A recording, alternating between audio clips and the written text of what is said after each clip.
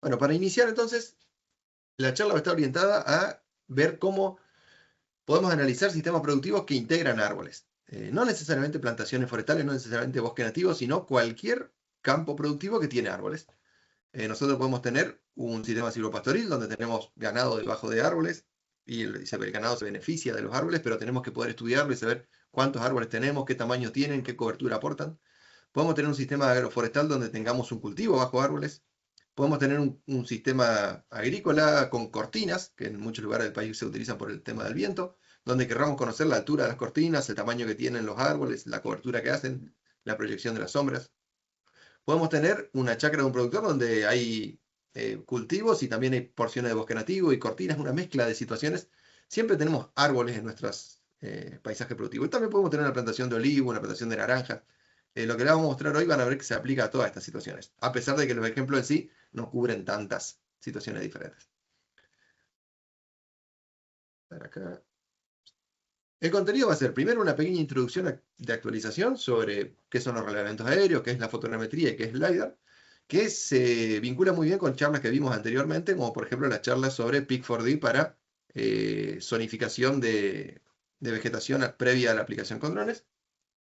Luego vamos a ver, que es el plato fuerte, 7 ejemplos de aplicación, donde pueden ver cómo los relevamientos aéreos pueden generar información útil para analizar sistemas productivos. Y por último, esa encuesta que les comentaba sobre perspectiva para futuros talleres, que es muy importante que la completen porque nosotros queremos conocer qué tipo de drones están disponibles en la región, con qué información trabajan y qué desafíos, qué necesidades tienen para adaptar desde INTA los desarrollos que hagamos a las necesidades que realmente tienen ustedes, tanto como agentes de INTA como productores externos privados o asesores o bueno, usuarios de esta tecnología. Nos interesa saber qué están haciendo, qué necesitan para que los próximos desarrollos que hagamos estén directamente orientados a eso y no en una dirección diferente. Respecto a los sensores remotos en general, siempre se trabaja con imágenes satelitales y es el mejor enfoque posible. Siempre que podemos y tenemos un problema, tenemos que tratar de enfocarlo primero con imágenes satelitales, de acceso abierto, imágenes gratuitas. Las imágenes satelitales están disponibles a lo largo de un conjunto de años muy amplio. Nosotros podemos estudiar un lote y accediendo a la misión Landsat podemos ver cómo ese lote evoluciona desde 1985 hasta hoy, incluso un poco antes, de forma totalmente gratuita. Entonces siempre es el enfoque ideal para empezar a explorar un problema. Tenemos que analizar, por ejemplo, un campo en Corrientes y queremos ver qué zonas del campo pueden tener problemas de inundación. Empezamos encarando eso con Landsat. Tratamos de analizar con imágenes satelitales qué zonas del campo se inundaron a lo largo de esos años. Si nos falta resolución, podemos avanzar hacia Sentinel, que está disponible desde 2017 hasta hoy, Sentinel-2, y podemos ver ya con mejor detalle las características. Si necesitamos mejor resolución, estamos acá en el NEA, podemos usar el satélite brasileño Sivers, que aporta incluso más resolución, hasta 2 metros por píxel. Si necesitamos monitorear día a día cómo avanza una actividad forestal o agrícola, podemos contratar ya imágenes de la misión Planet, que no son económicas, y podemos seguir día a día o semana a semana la evolución del sistema productivo.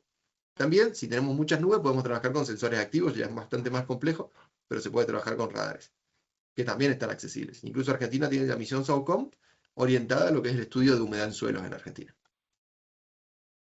Y eso nos permite ver, por ejemplo, un paisaje productivo forestal, como tenemos acá en Corrientes, plantaciones forestales, con una resolución baja, 30 metros por píxel. Vemos que hay algo, pero no intuimos muy bien qué es. Si pasamos a trabajar con Sentinel, ya vemos que son rodales, vemos que son áreas que se están cosechando, vemos que hay cosechas activas, hay caminos, hay campos ganaderos. Podemos ver un problema de incendios forestales, quizás. Si queremos más detalle, podemos usar Sivers, el satélite brasileño chino, que tiene muy buena calidad, mucha resolución. Y ya podemos ver los liños, en particular los callejones de los raleos. Entonces acá podemos, nuestro trabajo como forestales, por ejemplo, roladizar esos lotes, ver qué lote está cosechado, qué lote no está cosechado, se puede hacer con imágenes satelitales. Y esto nos permite trabajar a muy bajo costo. Ahora, ¿qué ocurre cuando nosotros vamos a un rodal en particular y la resolución disponible no nos alcanza? O cuando vamos a la chacra de un productor y la miramos quizá en Google Earth, que tiene una resolución de 1 metro por píxel, y la resolución no nos alcanza. No estamos viendo lo que queremos realmente observar, lo que queremos medir. O cuando queremos medir alturas y las imágenes satelitales, como saben, no nos dan información de alturas. En esos casos, ahí recién cuando agotamos todas las instancias satelitales, amerita avanzar con los relevamientos aéreos con drones. No tiene sentido atacar un problema directamente con drones porque eso ya implica un costo. Hay que ir al campo, hay que llevar el dron, hay que arriesgarlo, hay que capturar los datos, después hay que analizar la información. Siempre nos conviene trabajar primero con imágenes satelitales, llegar al punto límite y luego avanzar con los drones. Y ahí tenemos que ver un poquito qué tecnologías tenemos disponibles. Tenemos tres grupos diferentes. Empezando por la izquierda, tenemos fotogrametría con drones. Drones que cuentan con cámaras ópticas para tomar fotografías. De arriba tienen un DJI Air 2S, podría ser un DJI Mini, son drones de consumo, les llamamos drones de consumo porque están pensados para que todo el público pueda adquirirlos a un bajo costo relativamente, y que los puede utilizar para tomar fotografías y videos. Con ese dron podemos filmar nuestras vacaciones, podemos sacar fotografías en ambientes naturales, podemos filmar una fiesta, sacar fotos en una fiesta, en un concierto. Están pensados para que los usuarios tomen fotografía y video, no para que hagan trabajos profesionales. En la siguiente escala tienen un dron agrícola ya, el DJI Mavic 3 multiespectral, ya un dron profesional orientado a realizar mediciones agrícolas. Y abajo tienen un Matriz 300, un Matriz 350, que es un dron industrial, que está pensado para llevar diferentes cargas. Y dentro de esas cargas podemos tener una cámara fotográfica de altísima calidad, orientado totalmente al trabajo profesional. Tres equipos diferentes con tres escalas de costos totalmente de adquisición totalmente diferentes. Hablamos de $1000 en el de arriba, $8000 en el del medio y $20.000 a $35.000 en el de abajo, dependiendo de qué cámara montemos. Fíjense que dentro de un mismo área de drones para fotogrametría tenemos tres escalas muy diferentes. Luego en el centro está la tecnología que comentaba Martín, la tecnología LiDAR, que es de detección activa, donde nosotros ya no tomamos fotografías, sino que iluminamos la escena con luz infrarroja láser. Y ahí tenemos básicamente drones industriales equipados con diferentes sensores. En el caso de arriba un sensor marca Yellowcam, en el caso de abajo un sensor marca DJI.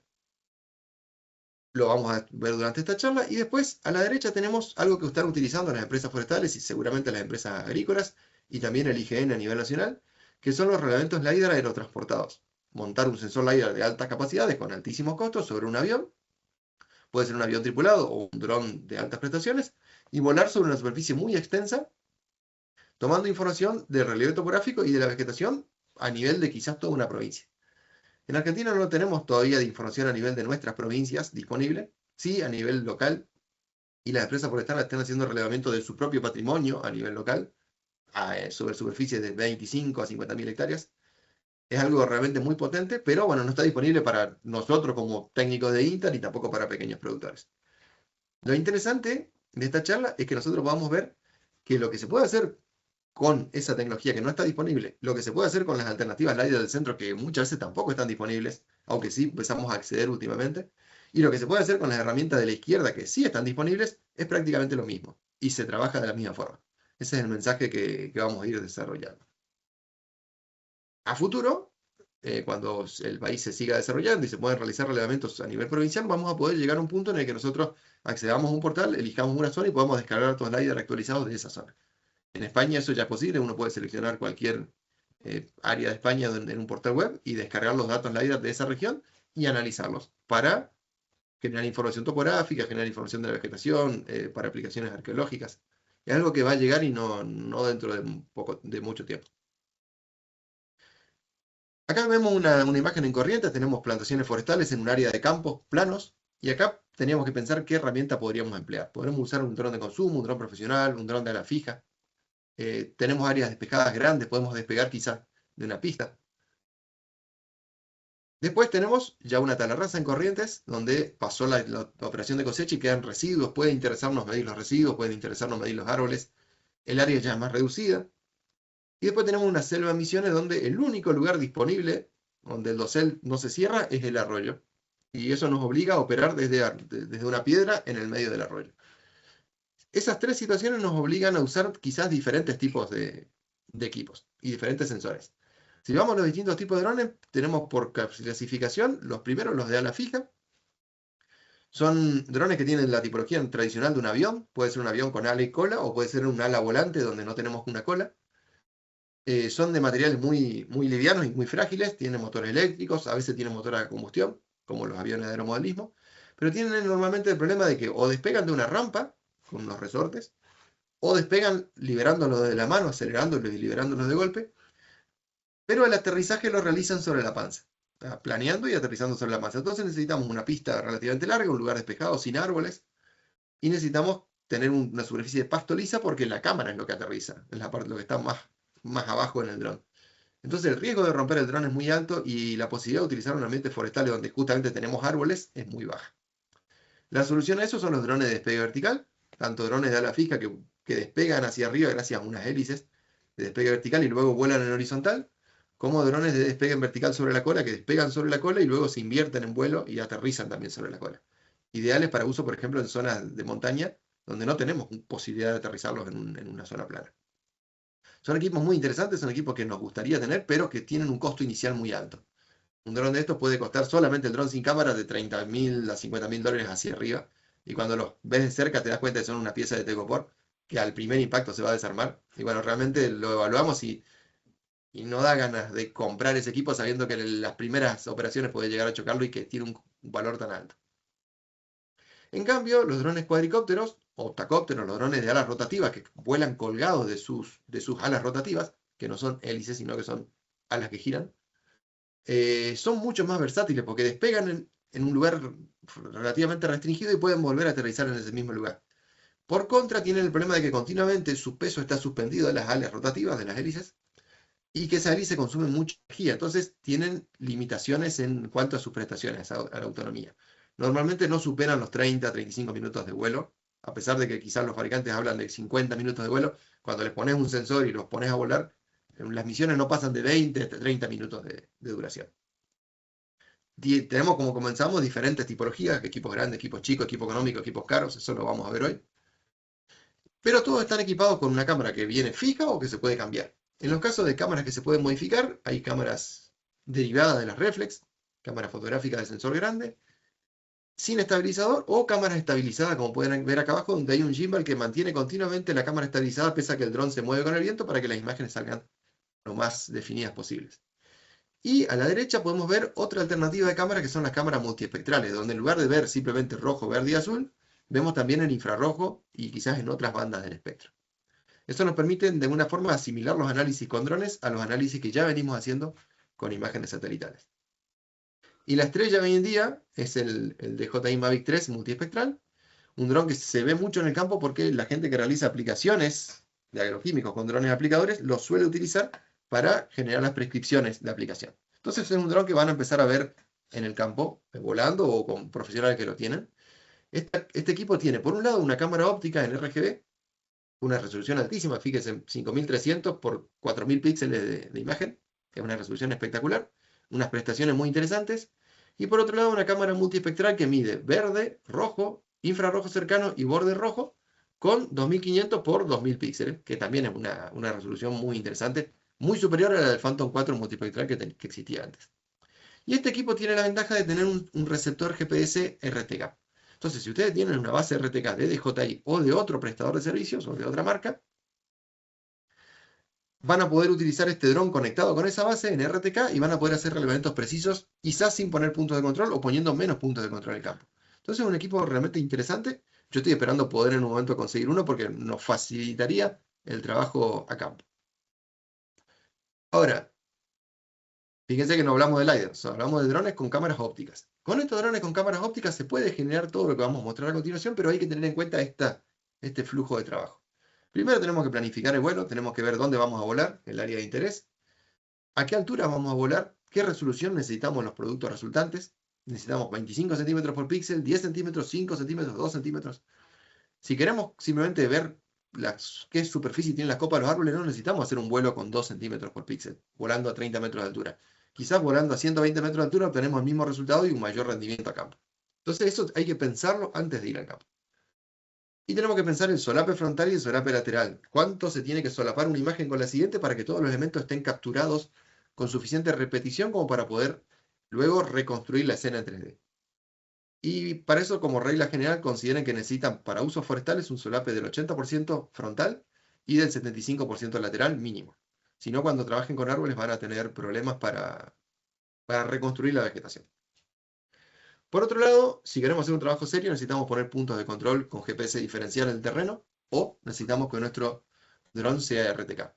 Esos puntos de control después los vamos a ver, pero nos permiten asociar el relevamiento a unas coordenadas geográficas precisas. Y que a lo largo del tiempo, si repetimos el relevamiento en otras ocasiones, los resultados sean comparables. Luego tenemos que ir al campo, bueno, una vez puestos los puntos de control, tenemos que hacer el vuelo, tomar todas las fotografías. Un área, por ejemplo, de 300 hectáreas puede requerir 5.000 fotografías. Un área de 30 hectáreas puede requerir 1.000 fotografías. Eso depende de la altura a la que volemos y el solape que utilicemos. Venimos al gabinete, a la oficina, con todas las fotografías y necesitamos una computadora potente porque hay que trabajar con software de fotogrametría. Software que normalmente requiere de una placa gráfica.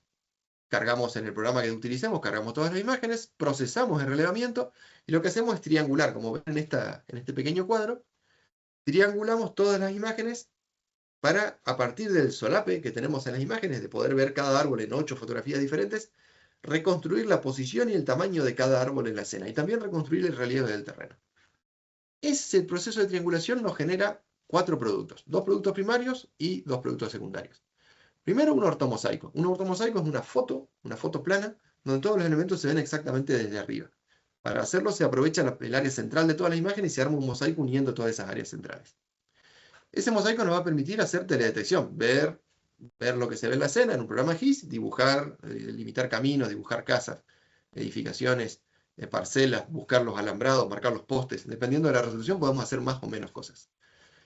Y es lo que normalmente un profesional que trabaja con drones entrega como producto. Pero después está la nube de puntos densa, que es un producto que muchas veces se le escapa a los profesionales porque los usuarios no saben utilizarla. La nube de puntos densa es una nube de puntos tridimensional, un archivo en formato LAZ con Z o LAZ con S, que contiene para cada elemento de la vegetación un punto que describe la altura de ese elemento. Pero no la altura sobre el terreno, sino la altura sobre el nivel del mar.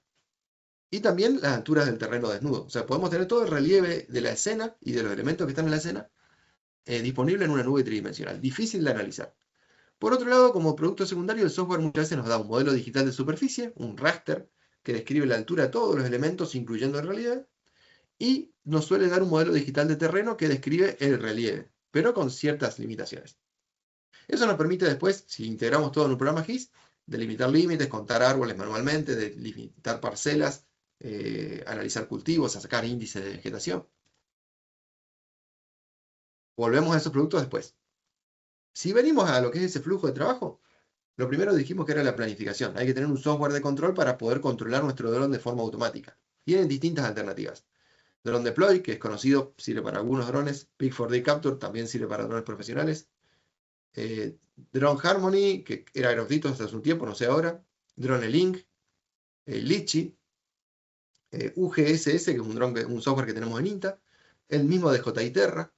Y todos esos programas lo que nos permiten es elegir un área de interés, marcarla, elegir un cierto solape, una cierta altura de vuelo, una resolución objetivo, y nos organizan el vuelo. Nos dicen por dónde tienen que ir las líneas de vuelo, por dónde tiene que volar el dron y por cómo tiene que tomar la fotografía para conseguir la forma más prolija posible relevar la escena. Una vez que planificamos eso, vamos con el mismo software a campo en el celular o en el control que utilicemos y ejecutamos la misión. Y al ejecutar la misión, el dron va copiando esa línea de vuelo de forma automática y tomando las fotografías de manera automática y conseguimos que el elemento quede bien prolijo. Si nuestros drones son bastante modernos y no permiten esto, debido a unos bloqueos que pone el fabricante, quizás nos toca realizar la misión de forma manual, volando nosotros con el joystick, activando tomas de fotografías cada X segundos y bueno, tratando de que el resultado sea lo más parecido posible. Pero en lo posible, conviene utilizar estos software. Y en este punto es donde hablamos nuevamente de los puntos de control. Si tenemos un conjunto de GPS diferenciales de agrimensor, lo que hacemos es poner la base en un lugar conocido, o si no es conocido, tomar las coordenadas de la base y tomar un punto RINEX que nos permita luego postprocesarla. Y gracias al enlace RTK que tienen estos equipos por radio, con el otro equipo, el rover, del conjunto base rover, tomar puntos en terreno, donde lo que vamos a hacer es hacer una marca con cal o con pintura, o poner una lona como tengo yo, en lugares bien visibles del campo.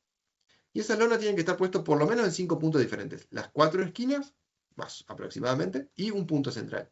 Y luego, por cada kilómetro cuadrado, por cada 100 hectáreas, 40 puntos adicionales, que nos permitan que en todas las fotografías del dron aparezca por lo menos un punto. No todos los puntos, porque las fotografías son de áreas limitadas, pero por lo menos algún punto va a aparecer. Gracias a esos puntos de control que tomamos en terreno, donde con el GPS diferencial tomamos la coordenada del punto con una precisión de 2 centímetros, nosotros en el proceso de fotogrametría vamos a cargar esos puntos y vamos a poder georreferenciar bien el relevamiento con 2 centímetros de error, que después el error se va aumentando y llega a unos 10 centímetros, pero bueno, que es un error bajísimo. Vamos a poder conseguir darle la altura real al relevamiento. Si ustedes no trabajan con puntos de control, van a ver que la altura sobre el nivel del mar suele ser errónea. En cambio, si ponen punto de control, van a obtener una altura que es correcta respecto a lo que es la topografía de la zona. Vamos a poder obtener curvas de nivel válidas y vamos a evitar este efecto de abombamiento que se produce en zonas planas cuando vuelan sin punto de control. Cuando hacen relevamiento, seguramente se han dado cuenta que si vuelan muy bajos y si el relieve es muy plano, la nube de puntos se les curva, se les dobla, o hacia un lado o hacia el otro. Se llama efecto tazón de sopa.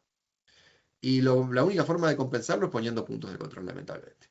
Esto implica tener un dron económico de $1.500 y tener un equipo de GPS diferencial de $5.000 extra para hacer el trabajo. Ya nos aumenta un poquito el costo de relevamiento. Si somos forestales y no necesitamos precisión absoluta, podemos trabajar sin puntos de control y procesando bien la información compensar ese efecto. Pero si queremos hacer trabajos más serios, necesitamos poner puntos de control. Como software de procesamiento, cuando venimos con las imágenes del campo y queremos hacer el procesamiento, tenemos distintas opciones. Pig4D Mapper, como mostraron o Pig4D Field, creo, como mostraron en cursos anteriores, un software de pago. Agisoft MetaJet, que también es un software de pago, que funciona bien. Y si no, como alternativa libre, OpenDroneMap WebODM, que incluso ahora está sufriendo transformaciones, pero que es una alternativa libre interesante, de la que también van a venir cursos en ProCAIS a continuación de este, dentro de unos meses. Estén atentos porque el software se está haciendo cada día más amigable, más eficiente y permite procesar de forma gratuita las imágenes con nuestro propio equipo de cómputo. Y si no deseamos instalar nada o no tenemos un buen equipo de cómputo, podemos contratar procesamiento en WebODM Lightning, que es una plataforma online donde nosotros subimos nuestras fotos, compramos créditos. Los créditos no son caros, calculo que podemos procesar un vuelo de 50 hectáreas por unos $10. Subimos la foto, compramos crédito, ejecutamos el procesamiento, hay que aprender a configurarlo, convendría que hagan un curso para aprender bien qué parámetros configurar y no desperdiciar créditos, y podemos descargar los productos. Y como principales productos decíamos, tenemos el ortomosaico, una imagen plana donde todos los elementos se ven exactamente desde arriba, con una alta resolución. La resolución depende de a qué altura volamos y qué dron utilizamos. Y la nube de puntos 3D. La nube de puntos 3D, como se fijan acá, que está coloreada por elevación, tiene zonas bajas y zonas altas. Describe el relieve del terreno y también la altura de los elementos que están por sobre el terreno. Acá pueden verla en movimiento porque se intuye mejor en movimiento la tridimensionalidad de la escena. Pueden ver árboles en la escena misionera. Los árboles están en color rojo porque son altos y en color azul ven el suelo de los árboles que es un poco más bajo. Está coloreado por altura. En este caso ya quité el efecto de relieve, pero si no ustedes verían también el relieve del terreno.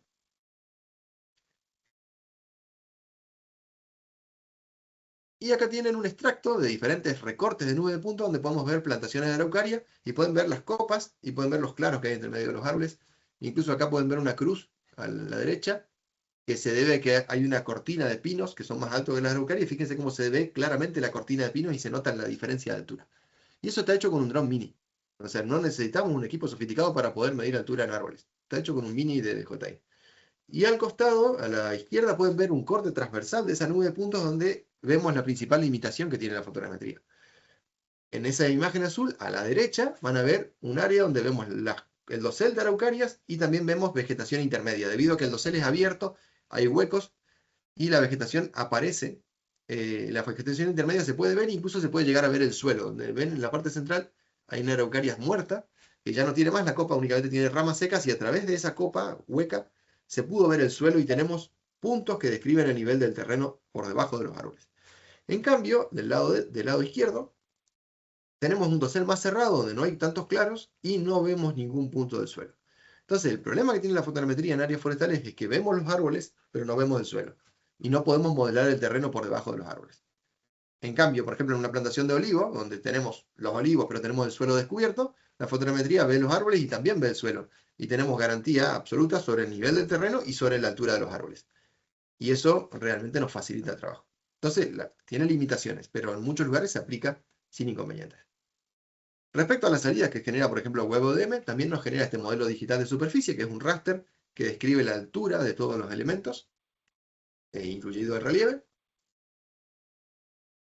Y por otro lado, nos da también un modelo digital de terreno, o le dice de elevación, pero bueno, de terreno sería, que en teoría describe el nivel de terreno. Pero si nosotros miramos la imagen anterior y miramos esta, vemos que hay mucha vegetación que está quedando todavía conservada en este modelo digital de terreno. Si nosotros queremos sacar curvas de nivel acá, las curvas de nivel van a ser falsas, van a parecer rotas debido a que hay vegetación conservada en lo que es este modelo digital de terreno. Y esto realmente no es lo que estamos queriendo conseguir. Por eso en la charla de hoy les vamos a mostrar otra herramienta que nos permite procesar personalmente la nube de puntos, ya no con un software comercial. La tenemos que procesar personalmente con nuestros propios parámetros para obtener un modelo digital de terreno así, suavizado, que luego nos permita dibujar curvas a nivel teóricas, curvas a nivel que ya están libres del efecto de la vegetación. Hasta ahí entonces hablábamos, voy un poco rápido, pero tenemos 2 horas y hay bastante por ver. Disculpen si voy muy rápido, la ventaja es que está quedando la presentación y que luego tenemos un espacio para preguntas. Pero bueno, ya quemamos 40 minutos de la charla.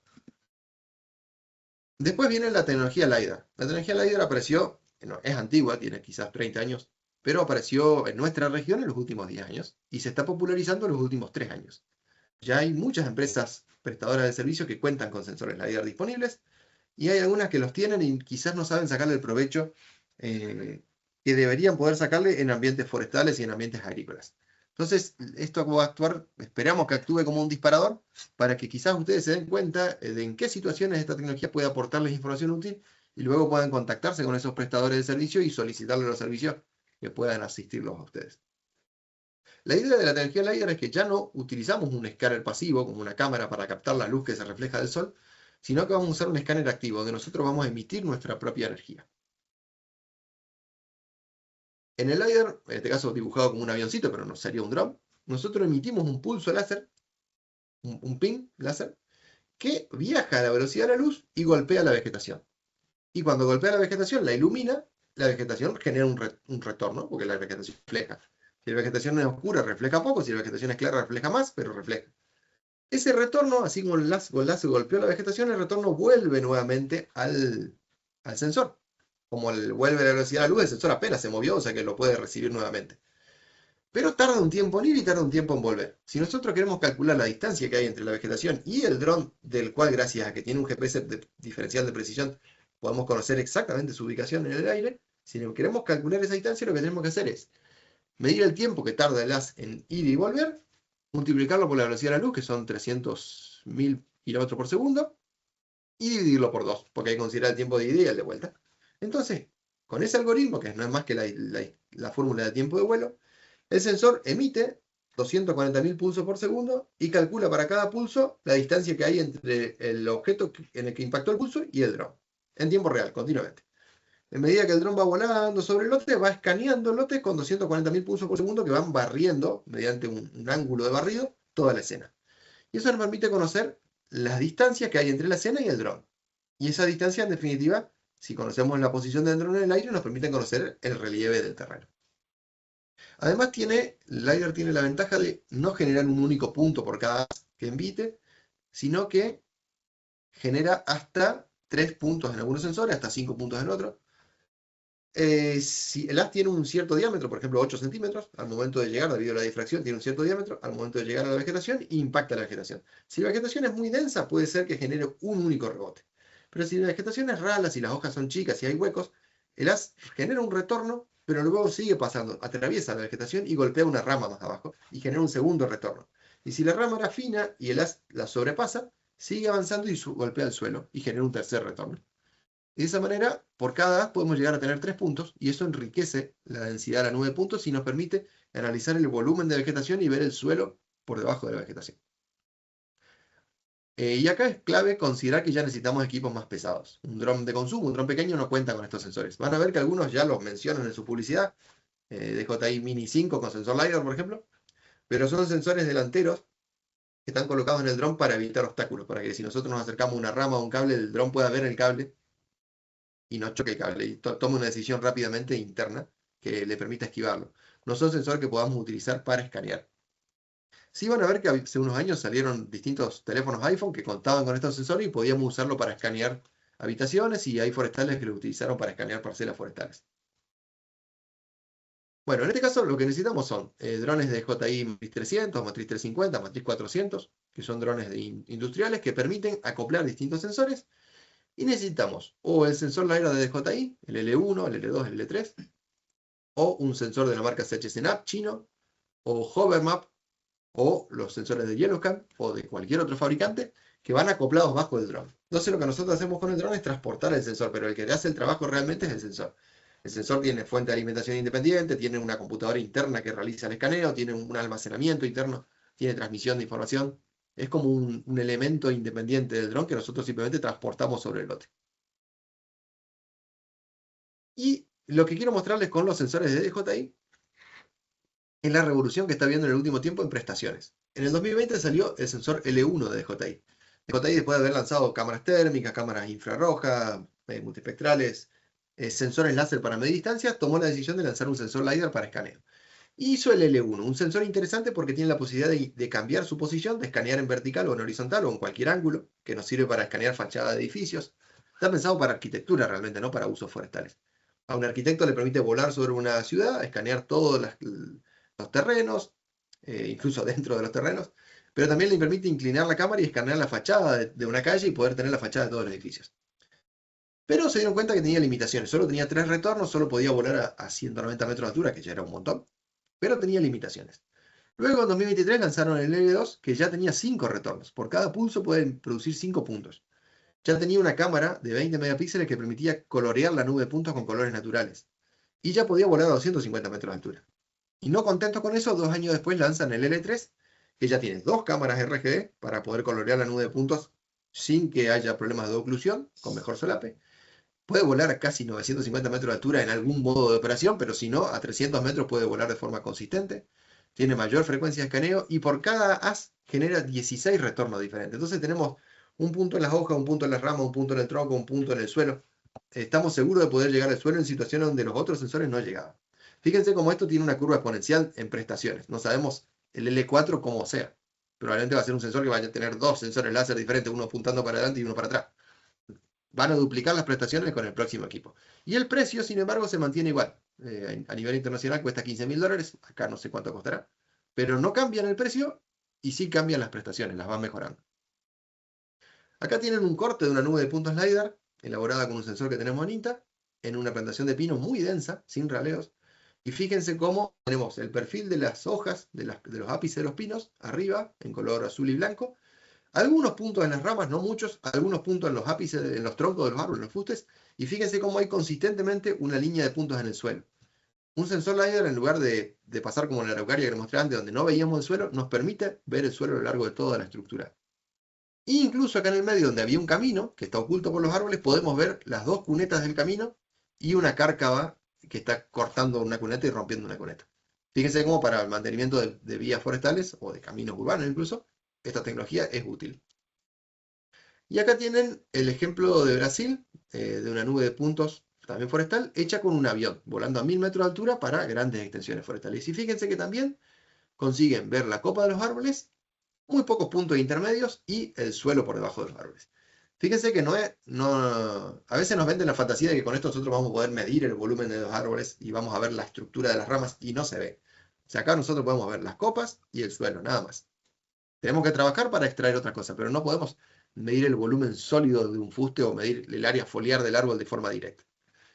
Acá tienen disponible este QR que da acceso a un libro, donde está este ejemplo. Ese libro lo escribió Ana Paula Dalla Corte de Brasil, de una universidad de Brasil, creo que Paraná, donde muestra en el libro de forma muy clara el proceso de análisis que hay que seguir para poder llegar a resultados forestales útiles. Y es el proceso que hoy vamos a mostrar para llegar también a nuestros resultados. Entonces, si quieren aprender a procesar esta información, tanto LiDAR como fotogramétrica, abran este QR, lean el libro, y ahí están los scripts. Hay un repositorio de GitHub con todos los scripts en R, y el libro explica detalladamente cómo se generaron esos scripts y cómo trabajan. Es el camino más directo para poder aprender a trabajar con este tipo de información. Les dejo un poquito la presentación para que tengan tiempo de escanear. En todo caso va a quedar en el video. Por otro lado, en INTA Monte Carlo y en INTA Yuto junto con INTA Scale, hace aproximadamente 2 años pudimos acceder a esta tecnología. Pudimos comprar en primera instancia el sensor, luego en el caso de Monte Carlo a través de INTEA pudimos comprar el dron, en el caso de Yuto y Scale vinieron juntos, ellos tienen un poquito más de experiencia en el uso del equipo, pero nuestro equipo tiene estas características, es un dron DJI Max 350 o 300, dependiendo cuál de los dos trabajamos, con un sensor francés marca Yellowscan, que tiene en la parte grande un LiDAR y en la parte pequeña que van a ver al fondo una cámara RGB. Este equipo es un equipo relativamente humilde, pero que sí de mucha precisión. Es un equipo costoso, donde la parte de mayor costo y mayor precisión es la unidad interna inercial y el GPS, que mantienen la posición precisa del dron en el aire, o sea, graban dónde está el sensor en cada momento, y el ángulo exacto en el que está inclinado el dron, porque el dron no vuela totalmente estabilizado, se va sacudiendo en el aire, y eso afecta al escaneo. Entonces, continuamente el dron está registrando el ángulo, gracias a una unidad inercial, y la posición GPS precisa. Y este dron realmente tiene muchísima precisión en ese aspecto. Luego, el sensor LiDAR en sí es muy parecido al L1 de DJI, tiene solamente 3 retornos y como máximo puede volar a 100 metros de altura. Entonces es limitado en esas prestaciones. Con una batería, por ejemplo en 20 minutos de emisión, podemos volar 40 hectáreas. Y estamos limitados a eso. Luego hay que ir a cargar la batería con un generador eléctrico, volar otras 40 hectáreas, ir a cargar la batería. Entonces no es algo que nos permita volar, por ejemplo, 1000 hectáreas por día, no funciona así, pero sí nos permite volar 40 hectáreas con mucha precisión en cuanto a los resultados que obtengamos. Esto ya lo dije, la velocidad, la autonomía de 20 minutos, el rango máximo son 100 metros y la velocidad de vuelo son 15 metros por segundo. Esa es la velocidad a la que el dron va avanzando y escaneando. Y en estos equipos, cuanto más lento volamos, más detalle obtenemos, más cantidad de puntos por metro cuadrado vamos a obtener. Si volamos más rápido, nuestros puntos se diluyen sobre una superficie mayor. Lo mismo que si volamos más alto, obtenemos menor densidad de puntos que si volamos más bajo. Entonces uno con la planificación del vuelo regula las características de los resultados. Acá pueden ver una nube de puntos de INTA Bellavista, donde en un momento junto con Martín y Luis elaboramos una especie de encuentro para compartir información y pueden ver un escaneo de una plantación de eucaliptos adulta, en rojo, alta, y en el fondo pueden ver un ensayo de corimbia y de eucalipto más bajo, donde incluso se ven las alturas de los distintos materiales genéticos. Y el campo, pueden ver el campo alrededor. Y esto en la misma nube de puntos vista desde otra posición, bueno, con otro ángulo, fíjense cómo nosotros podemos en la computadora girar la escena y verla en distintos ángulos. Esto es como se ven los datos en bruto, no están procesados, no es información, son simplemente datos. Tenemos que ver cómo ir de estos datos a la información.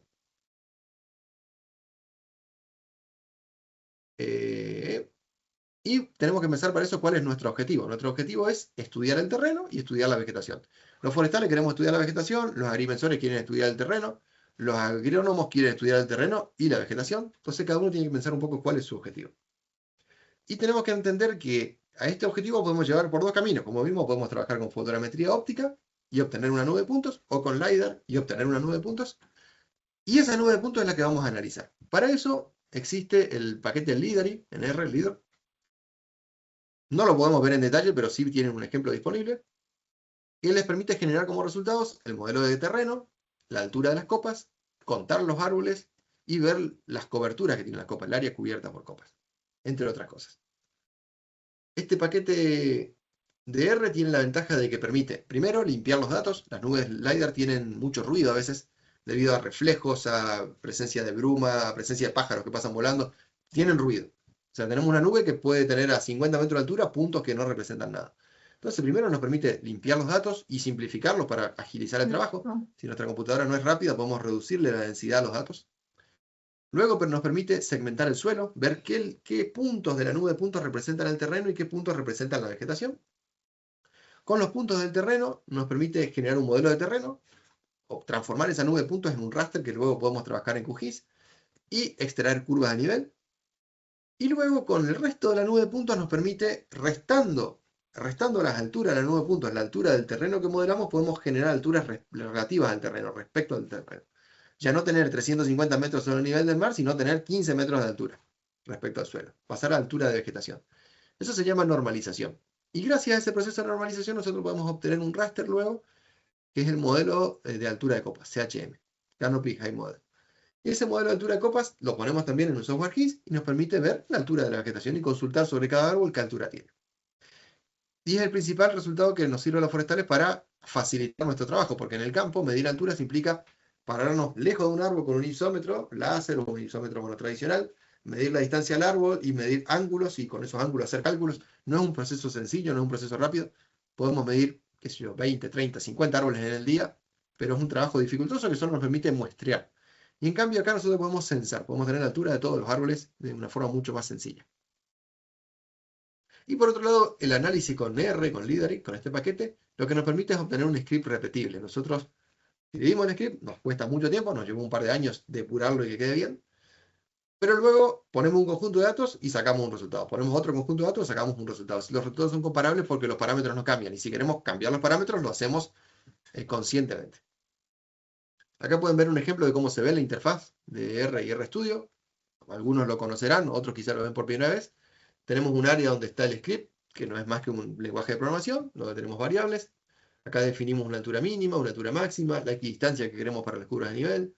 Acá se hace el procesamiento de extracción de las curvas de nivel, acá se grafica. Pueden ver un gráfico, en este caso pueden ver el terreno de una plantación de yerba mate, que tenía también araucarias, donde yo hice desaparecer los árboles, me quedé solo con el terreno, y pueden ver cómo hay curvas de nivel. Y acá, en la siguiente imagen, pueden ver otra parte del código donde normalizamos la nube de puntos. A los datos clasificados entre vegetación y suelo le restamos el modelo de terreno, graficamos eso, hacemos un histograma, y acá pueden ver el gráfico en 3D de la altura de los árboles, donde hay unos eucaliptos en color rojo muy altos y las araucarias en color verde porque son bastante más bajas.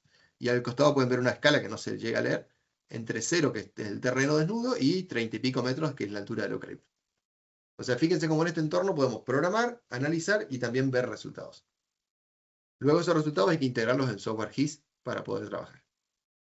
No les puedo mostrar en detalle esto porque esto lleva un par de horas, pero sí tienen disponible en este QR el acceso a un script, a esta carpeta de Google Drive, donde tienen una explicación, un TXT con una explicación de qué es esto, un relevamiento que hicimos en un lote de pino, submuestrado ya para que sea liviano de levantar en cualquier computadora, un shape con el límite del rodal, que lo van a necesitar, el área del rodal, y un script de R, que es el script que vimos recién, donde si manejan R lo pueden cargar y pueden ir haciendo paso a paso el análisis.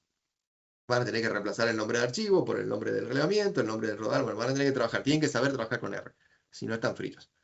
Pero para el que sepa usar R puede ser una alternativa para acortar camino. Y si no, vean el libro anterior y el libro les va a mostrar esto mismo.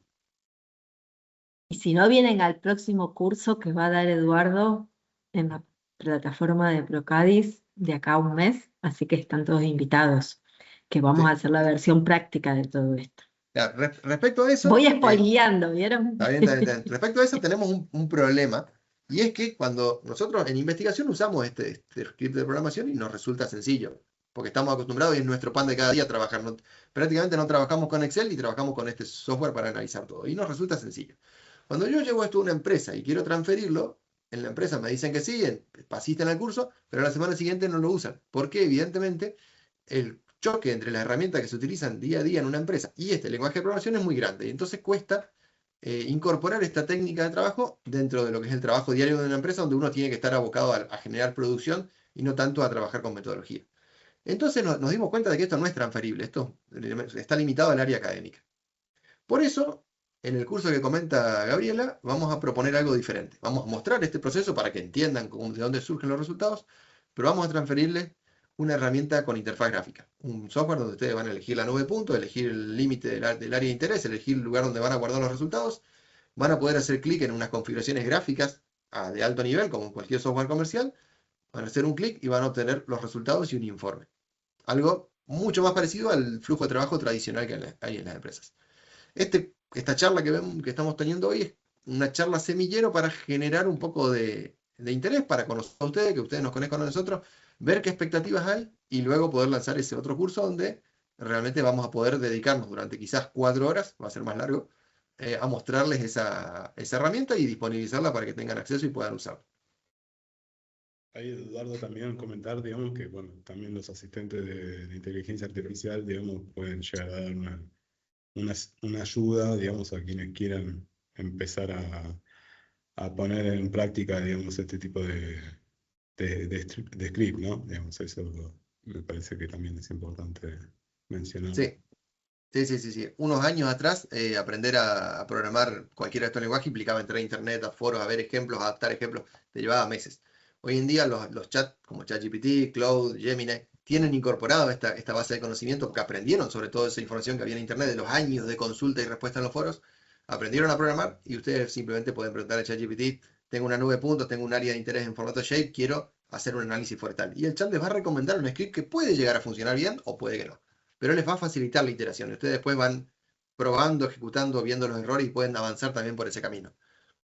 O también pueden agarrar el libro de la profesora de Brasil, cargarlo en ChatGPT y decirle, quiero aplicar esta metodología, ayúdame a aplicarla. O sea que hay diferentes opciones para explorar esto. Ahora, finalizó la primera parte, veamos cómo estamos de tiempo. Son las 10, nos llevó 1 hora. Tenemos 1 hora para ver los ejemplos. Ahora arranca la parte más interesante, que es ver cómo esto que les comenté se puede aplicar para generar información forestal o información agrícola. Nosotros sabemos qué queremos obtener, pero tenemos que ver si esto nos permite obtenerlo. Para eso elaboramos 7 ejemplos. En realidad seleccionamos cosas que habíamos hecho en este tiempo. Y el primer ejemplo es la aplicación de fotogrametría con drones económicos, con un DJI Air 2S, sin punto de control, porque lo hice antes de tener un GPS diferencial, aplicado a un sistema silvopastoril de emisiones. Acá pueden ver la chacra del productor. Fíjense que es un área relativamente quebrada, tiene un relieve quebrado, tiene eucalipto y pino, son sistemas silvopastoriles, no de líneas de fajas paralelas alineadas, sino un sistema silvopastoril puro donde había una plantación forestal que se fue raleando y se fue poniendo pasto entre medio, es lo que tenemos en nuestra región. Ven que hay un arroyo, ven que hay bosque nativo, hay vegetación nativa a lo largo del arroyo, hay construcciones. Y queremos mapear esto y queremos generar información de interés. ¿Qué nos puede interesar? El terreno, los árboles y la pastura. Acá tienen como, bueno, hice lo que fui a hacer durante una mañana, hice un relevamiento, un vuelo con suficiente solape, volando a 120 metros de altura, con solape tuve que usar distintas baterías, tuve solape entre distintas baterías, pegué de distintos lugares, eso amerita otro curso, el pensar cómo uno organiza un relevamiento en una situación así.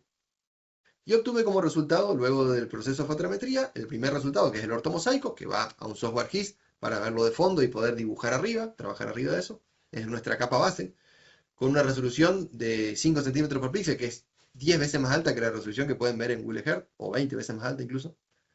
Y por otro lado obtuve esta nube, que le vamos a dar tiempo a que se mueva, esta nube de puntos 3D a color, coloreada gracias a que esto surge de una cámara óptica, donde ustedes pueden ver todos los elementos de la escena. Pueden ver la chacra, el relieve del terreno, pueden ver los árboles, el arroyo. Los lugares blancos que ven son errores debido a que en esos lugares el sensor, la cámara nunca llegó a ver información debido a que los árboles ocultaban eso, y nos quedan como vacíos. En nuestra nube de puntos tenemos casi todo relevado, pero hay vacíos en los lugares donde la vegetación era muy densa y por debajo no pudimos ver el terreno. En un sistema silvopastoril los vacíos son relativamente escasos, son pocos. Eso es lo que nos permite trabajar. Si tuviéramos grandes extensiones de terreno invisibilizado debajo de los árboles, no podríamos trabajar. Entonces, acá tienen un zoom, porque no podría mostrarlo a nivel de toda la escena, tienen un zoom a un lugar únicamente de ese área donde tenemos silvopastoril de pino, con árboles adultos, quizá de 16, 18 años de edad. Arriba y abajo a la derecha, silvopastoril de pino con árboles menos adultos, con menor edad, plantados en líneas con otra densidad, o sea, es un estadio previo, donde falta hacer algún raleo, un arroyo en el centro, unos caminos, un área que se rastreó acá, donde para plantar pasto entre medio se pasó con un tractor y se rastreó, y vegetación nativa a lo largo del arroyo en algunos lugares, y lugares donde falta vegetación, porque no se respetó el área de bosques protectores, y convendría restaurar esto. Fíjense que si yo quiero en el mosaico ver los árboles, los veo bastante bien, pero también se confunden. Acá hay un poco de confusión para ver exactamente dónde hay un árbol o dónde no, y hasta dónde llegan las copas de los árboles. Si yo quisiera hacer un análisis solamente con el mosaico, no podría saber las alturas de los árboles, no podría conocer el relieve del terreno solamente viendo esta imagen, y me costaría mucho dibujar cada copa para calcular el porcentaje de cobertura de copas, que nos va a dar una idea de cómo está el sistema silvopastoril. Si el sistema silvopastoril tiene más de 50% de cobertura, está en una situación de estrés donde tenemos que quitar árboles porque se nos va a morir el pasto por sombramiento excesivo. En cambio, si tiene menos del 50% de cobertura, podemos esperar un poco. Acá van a ver que hay poco pasto, fíjense que esté bastante rojo lo que se ve por debajo, ya hay un problema en el pasto. Ahora, haciendo el análisis que les mostré previamente y que está explicado en ese libro, podemos obtener el mapa de terreno como primer resultado. Y lo solapo arriba para que vean cómo está asociado a la misma superficie. Tenemos zonas altas, esta parte y esta parte, 226 metros sobre el nivel del mar, o sobre el nivel del geoide o del elipsoide, dependiendo de cómo trabajamos. Y tenemos una zona baja en el centro que describe el recorrido del arroyo. Las curvas de nivel describen que acá hay un arroyo. Y vemos que tenemos una diferencia de 226 a 202. O sea que hay 24 metros de diferencia entre la parte alta y la parte baja. Si tenemos que planificar un sistema de riego, si tenemos que planificar un bombeo para poner bateas para que los animales tomen agua, si tenemos que analizar problemas de erosión, si tenemos que ir a caminar el lote, esto ya nos sirve para poder conocer el relieve y a qué nos vamos a tener que enfrentar en el lugar. Y por ejemplo, para un análisis de un bombeo, ya podemos saber la cantidad de metros de altura que tenemos que bombear, podemos dimensionar la bomba, ver la cantidad de cañería. Por otro lado, y esta curva la tenemos con una equidistancia de 1 metro porque lo elegimos así, pero podríamos pedir 50 centímetros, 25 centímetros, 5 metros, 10 metros, podemos elegir la equidistancia nosotros. Por otro lado, como agrimensores ya tenemos el terreno, eso es lo que nos interesa. Por otro lado, como forestales nos interesa conocer la altura de los árboles, qué altura tienen los pinos y qué altura tiene la vegetación nativa. Haciendo otro análisis, nosotros podemos generar este modelo de altura de copas. Como les decía, a la nube de puntos se le resta al terreno y se obtienen alturas relativas. Y esas alturas se rasterizan.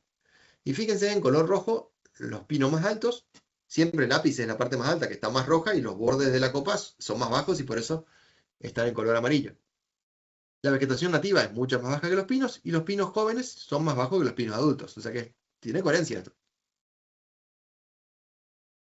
Y acá no le puse los ápices con la altura. Si en GIS hacen clic sobre cada copa van a ver la altura de cada copa. Y después tengo otro ejemplo donde pueden ver también puntos sobre las copas.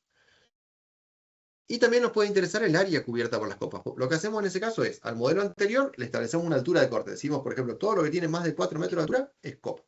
Luego, si queremos saber la cobertura de copa, recuerden que a nosotros nos interesa saber qué porcentaje de área de copa hay y qué porcentaje de área no copa, área descubierta hay, para poder sacar ese cociente que nos va a decir, bueno, el porcentaje de cobertura. Que esto va a estar asociado a la cantidad de luz que ingresa. Si tuviéramos que hacerlo en el campo, tendríamos que ir con un septómetro, una barra integradora, caminar por el campo y medir la cantidad de luz que ingresa. O si no, tenemos que ir con una cámara hemisférica, que no es ni barata ni portátil, colocarla en el campo y tomar una fotografía hemisférica.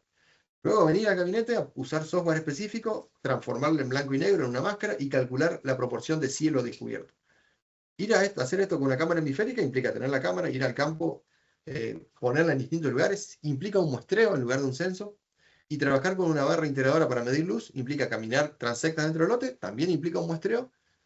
Implica trabajar en un cierto horario, solamente el mediodía, no podemos trabajar durante todo el día no puede estar nublado, no puede haber viento. En cambio, acá el vuelo de dron lo hicimos a media mañana y tenemos un censo, tenemos todo el área completa. Y acá pueden ver poligonizada el área de la copa. A partir de 4 metros de altura, toda la superficie que está cubierta con hojas. Tiene un cierto error. Si el árbol tiene un hueco entre dos ramas, ese hueco lo vemos cubierto, porque lo termina integrando. Pero nos da una idea de la sección de las copas. Y fíjense que el área de bosque nativo está bastante cubierta, casi todo. Y en cambio, el área de pinos, en algún lugar las copas se tocan, en otros lugares no, dejan huecos, hay lugares que no tienen vegetación. Para la superficie total del lote, acá tienen el mapa de coberturas completo para toda la escena que vieron, ya no consumen este lugar, y tienen que el cociente general de cobertura está en el 47%. Ahora, para hacer bien este trabajo, yo debería haber recortado el monte nativo y quitar esa parte porque no nos interesa, y tendría que haber recortado el área de la manga y esta otra área no forestada porque también está restando. Pero bueno, acá tenemos cobertura en exceso del monte nativo y acá tenemos cobertura en déficit de las áreas abiertas. Es probable que se compensen entre sí y más o menos vamos a estar en ese 47%. Ahora, hay áreas como esta que tienen raleo donde la cobertura es menor y hay áreas como esta donde la cobertura es mayor. Lo lógico es en cada rodal forestal hacer el análisis pormenorizado, cortando estos datos con un shape y haciendo los cálculos por separado. Y van a haber lugares que están en crisis, que hay que ralear, y van a haber otros lugares que están bien. Por otro lado, nos interesa conocer cómo está la pastura. Sabemos cómo están los árboles, pero también nos interesa ver cómo está la pastura. Lo que estamos mostrando acá es un apaño, es algo que no es totalmente correcto porque no tenemos un dron multiespectral. Con un dron multiespectral es probable que lo podríamos hacer mejor, pero tenemos un dron RGB. Entonces, con drones RGB existe un índice, el GLI, que utiliza bandas de rojo, verde y azul para calcular el nivel de vigor de la vegetación, para estimarlo. La fórmula es 2 por verde menos rojo menos azul dividido 2 por verde más rojo más azul. Es un coeficiente normalizado. Y yo lo voy a aplicar a la nube de puntos, pero no a toda la nube de puntos. La nube de puntos tiene colores porque se generó con el dron que tenía una cámara color. Pero no lo quiero aplicar a toda la nube de puntos. Yo clasifiqué previamente el suelo de la vegetación alta y lo que voy a hacer es diferenciar. Gracias a esa clasificación saco la vegetación alta y me quedo solo con el suelo, con los puntos que usé para ajustar el modelo de terreno. Y a esos puntos les calculo este índice a cada punto y luego lo integro en un raster con un cierto tamaño de píxel. Un tamaño de píxel bastante grande para que integre a la vegetación. Ahí van a ver el mosaico original, que tiene el suelo, pero también tiene los árboles. Y acá van a ver sobrepuesto el modelo de índice verde que obtuve con GLI para esta situación. Coloreado en un rango que va desde valores de 0 en color rojo hasta valores de 0.25 creo en color verde. Estos valores no responden directamente a un valor de clorofila, un valor de actividad, porque ni están calibrados ni tienen realmente componente infrarroja, simplemente son una aproximación. Pero resulta que las áreas del suelo desnudo, como este área que se había rastreado para poder plantar la pastura, fíjense que el suelo desnudo aparece en color bien rojo, porque tienen valores bajos de GLI. Y en cambio, áreas con el pasto bien verde, como este área que está cerca del arroyo, que tiene otro pasto diferente y bastante agua, aparecen valores bien verdes. Y entre medio tenemos un moteado de verde, amarillo y naranja. Y fíjense, incluso no vemos las copas de los árboles, tenemos una estimación de la vegetación de la pastura por debajo de las copas.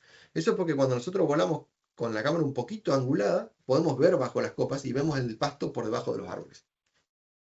Entonces podemos obtener un mapa por debajo de los árboles, a pesar de que hay lugares donde no vemos debido a que la cobertura de árboles era tan alta que el pasto no se pudo observar. Nos da una idea. Para verlo mejor podemos ver otro lote del mismo productor donde fíjense que estaba más golpeada la pastura, más degradada, y tenemos grandes extensiones en color rojo. Los caminos, que son suelo desnudo, los trillos por los que caminan las vacas en color rojo, y extensiones de pasto en color rojo. Y si se fijan, si solapamos el perfil de las copas sobre esas extensiones, van a ver que el área roja es un área donde hay muchas copas. El sombreado de los pinos está provocando que el pasto empiece a acumular acículas, a crecer menos, a quedarse un poco más seco y pierda vigor. En cambio, en lugares donde tenemos el suelo abierto, donde no hay tantos árboles, el pasto mantiene un mejor vigor. Si yo quiero calcular esto y quiero cuantificarlo realmente, lo que hago es poner una grilla, puede ser una grilla cuadrada, rectangular, en este caso es hexagonal, calculo el promedio del índice GLI dentro de cada hexágono de la grilla, obtengo un número, y en este caso hice un gráfico donde asocié el valor de los hexágonos promediados contra el valor de cobertura de copas dentro de cada hexágono. Y fíjense que obtengo datos regresionables, consistentes. Hay mucho ruido, pero en la medida que la cobertura de copa aumenta, el porcentaje de cobertura de copa aumenta desde un 30 hasta un 80%, el valor del índice de vegetación de la pastura va disminuyendo. Porque consistentemente el pasto está cada vez más marchito, más seco, menos desarrollado. Eso es lo que ocurre en un sistema silvopastoril cuando nos pasamos de cobertura de copas. Acá ya podemos ver que hay un límite que nosotros podríamos estudiar, en qué punto tenemos que accionar con el relevo o a qué zonas del lote tenemos que sacarle árboles. Bueno, hasta ahí un ejemplo del silvopastoril en Misiones. Ahora Martín les va a mostrar un ejemplo en pasturas en Chaco, trabajando con LiDAR. Bien, ahí, bueno, me iba aproximando al mismo caso que estaba presentando Eduardo recién. Esto es un caso de un manejo de bosque con ganadería integrada, donde se hicieron rolados de baja intensidad en un bosque chaqueño. Y bueno, ahí tienen dos fotos, una foto aérea, digamos, electroactiva, y después hay en dos etapas, digamos, eso es en el Chaco semiárido, digamos, en una zona que se seca, ¿no? A ver, pasamos a la otra. Bueno, y acá, a diferencia, íbamos ahí, iban surgiendo varias preguntas respecto de si podíamos hacer este análisis con un Mini, por ejemplo, con algún dron de tipo más comercial, ¿no? Entonces, sí, digamos, justamente un poco lo que estamos mostrando es que a la nube de puntos densa podemos llegar tanto como por un escáner láser, ¿sí? En LiDAR, pero también podemos llegar por fotogrametría, ¿sí? A un producto similar, ¿sí? Al mismo resultado de la nube de puntos densos, ¿sí? Entonces, y acá marca un poco la diferencia, ¿no? Digamos, de la posibilidad de tener acceso a un escáner láser permite, como decía Eduardo, tener muchos más puntos sobre el suelo en aquellas zonas con forestación densa, ¿sí? Entonces acá en la parte de arriba, donde está el rolado de baja intensidad y donde se sembró pastura, pueden ver el espesor que tiene la pastura, ¿no? En esa escena, digamos, toda la parte esa celeste, eh, esa porción, digamos, que cubre justo todos esos puntos que corresponden a la pastura, ¿sí? En cambio, en el bosque en conservación, donde no se produjo la liberación de árboles y no se produjo la siembra de pastura, encontramos directamente una vegetación mucho más rala, digamos, y generalmente suelo desnudo, que lo ven, digamos, en una línea mucho más finita, ¿sí? Digamos, ahí estamos hablando de que más o menos hay 1,20 m más o menos de pastura, así en la zona de arriba, en la imagen de arriba, y más o menos en la parte de abajo es casi suelo desnudo, ¿sí? Estamos hablando del Chaco semiárido, digamos, y eso es un poco lo que está mostrando esta imagen. Pasamos a otra. Haciendo el análisis de la nube de puntos, ¿sí? Bueno, ahí podemos generar modelos de terreno, podemos generar este modelo de copas que vemos acá en la imagen, y podemos identificar, como ven ahí, las copas de los árboles. Y un poco la intención de este laburo era ver qué cantidad de pasto había, ¿no? Entonces, bueno, lo que venimos proponiendo es el cálculo del volumen de ese pasto, ¿sí? Entonces vemos la otra, donde hacemos un filtrado, ¿sí? de la nube de puntos baja, algo similar a lo que Eduardo mostraba con los datos de fotogrametría con el S2. Y ahí calculamos un volumen, ¿sí? En este caso, digamos, podemos calcular más o menos ese volumen de pasto que ven ahí, esos 2.300 metros cúbicos de pasto por hectárea, ¿sí? Eso es un poco este ejemplo, digamos. Y bueno, en ese sentido, digamos, vemos como ese volumen, digamos, también corresponde, digamos, a los datos que tenemos, digamos, de materia seca también en el campo, ¿sí? Claro, como siempre, lo que podamos medir acá se va a asociar a la altura que tenga el pasto y va a ser un volumen estéreo. Y siempre va a ser necesario establecer mediciones a campo para poder establecer correlaciones que después nos permitan ajustar esto y pasarlos a quizás a toneladas por hectárea o a otra unidad. La teledetección con sensores remotos siempre depende de que se hagan mediciones de campo y se establezcan esas correlaciones, tanto entre lo que veamos con valores de índice de vegetación como en este caso las alturas. Solamente los árboles tenemos la ventaja de medir directamente la altura del árbol y que ese valor realmente sea más preciso que el que podemos medir a campo. Entonces, si quisiéramos estimar el diámetro del árbol, ya necesitaríamos una correlación en base a un dato que se haya tomado en un inventario forestal. Esto no de ninguna forma viene a reemplazar a las tareas de campo. Por otro lado, para seguir con situaciones que quizás no sean de emisiones, tenemos acá un ejemplo que hicimos en este verano en INTA Leales, en Tucumán, junto con Javier Lara. Ellos tienen dos sistemas silvopastoriles de algarrobo, uno joven, que no le vamos a mostrar hoy, y el otro adulto, con un algarrobo de 25 años, donde los árboles ya no es que tienen un fin forestal, sino que tienen un fin de servicio para mejorar el ambiente para el ganado. Que las vaquitas se encuentren mejor bajo los árboles, que aprovechen la sombra, que el pasto tenga mejores características, mejor palatabilidad, y que en definitiva todo el entorno acumule más carbono. Acá pueden ver que es un área donde tomamos, por ejemplo, una sola fotografía en diagonal que describe el área. Los drones también sirven para eso, para poder certificar una operación, para poder describir de forma más impactante y gráfica una realidad. Pueden ver que en esta fotografía ya se ve acá al costado una diferencia en el lote aledaño, donde tenemos cardo, los marrones cardo, hay una maleza, y hay lugares sin maleza. Y esos lugares que no tienen maleza se deben a que hay un palo cauce arenoso en esa zona, que luego ingresa al ensayo y sale por otro lado, y genera todo un hueco dentro del ensayo debido a que los árboles en ese lugar en particular no pueden crecer. Fíjense, como una sola imagen sin ningún tipo de análisis ya nos permite hacer interpretaciones. Y acá ya, para ir un poco más rápido, les muestro los 4 resultados principales. Un recorte del mosaico, como todo el relevamiento se transformó en un ortomosaico, que nos permite ver los árboles, ver la pastura, trabajar sobre eso, pero no tomar decisiones. Luego, un modelo digital de terreno. Este área era relativamente plana. Fíjense que la altura va desde 351 metros a 354. O sea que hay 3 metros en el ancho del ensayo y 3 metros de diferencia entre el área alta y el área baja. Pero podemos ver que hay un área alta y una área baja y que 3 metros de diferencia hacen que el agua corra hacia ese lugar, se acumule en un lugar más que en otro. Las curvas de nivel, fíjense que están un poco rotas. Eso debido a que había pasto y que yo no apliqué un filtrado intenso.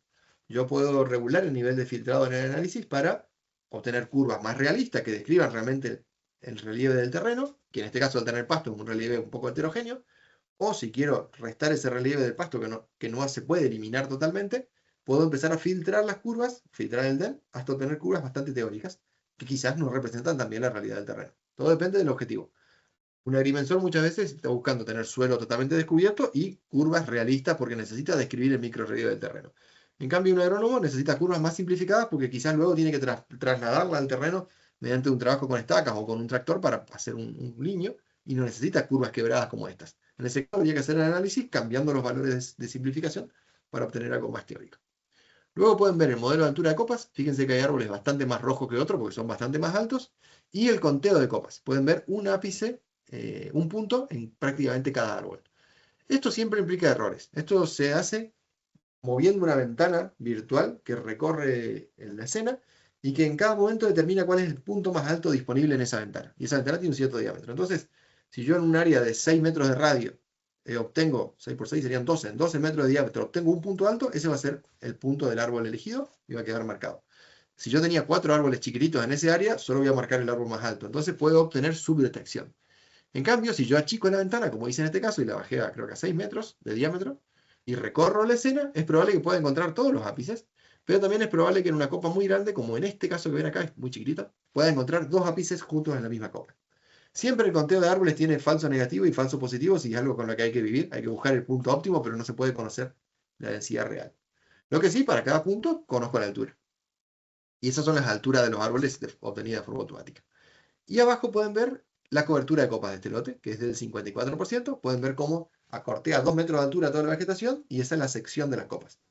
Y fíjense que representa, mirando eso y mirando el mosaico, representa muy bien el perímetro de las copas y, bueno, y su sección. Incluso manteniendo bien las rendijas, los huecos que hay entre las dos copas que forman la faja de árboles. Fíjense qué bien que describe la distribución de las copas de la vegetación. Usando esto y usándolo arriba, o sea, la distribución de la superficie de copa y la altura, podría tratar de estimar el volumen de la copa y después, si tuviera datos de campo, podría correlacionarlo con la biomasa de los árboles. Son cosas que faltan hacer. Todavía no tuvimos tiempo ni tampoco los recursos para salir a medir extensamente y desarrollar esas correlaciones, pero son correlaciones que pueden desarrollar cada uno en su entorno particular. Tampoco son correlaciones generales. Lo que yo haga en Pino Misiones no va a salir para Garrobo en Chaco. Son cosas específicas para cada región. Y para esa misma situación pueden ver otro producto que es la cartografía. Podemos trabajar en GIS para elaborar cartografía. Y en este caso, bueno, una cartografía de cobertura de copas que nos puede servir para planificar un raleo. Pueden ver una cartografía de altura de los árboles que nos puede servir para ver dónde están los árboles de mayor y menor altura y para analizar también la altitud del suelo. Zonas con menor altura son zonas donde el suelo fue menos apto probablemente. Y pueden ver un mapa integrado donde tenemos cobertura de copas y vigor de la pastura. Hay zonas de bajo vigor, valores del GLI cercanos a cero. Fíjense cómo se ve blanco el suelo entre medio del pasto en el ortomosaico, y hay zonas con mejor vigor donde el pasto se ve de un color verde fuerte y eso genera un GLI más alto. Nuevamente, esto no es un índice verde puro y está afectado también por la sombra de los árboles, hay que tener cuidado con eso. Bueno, ahí tenemos un caso de un sistema agroforestal acá en el Pedemonte de Yungas, en la zona de Tartagal.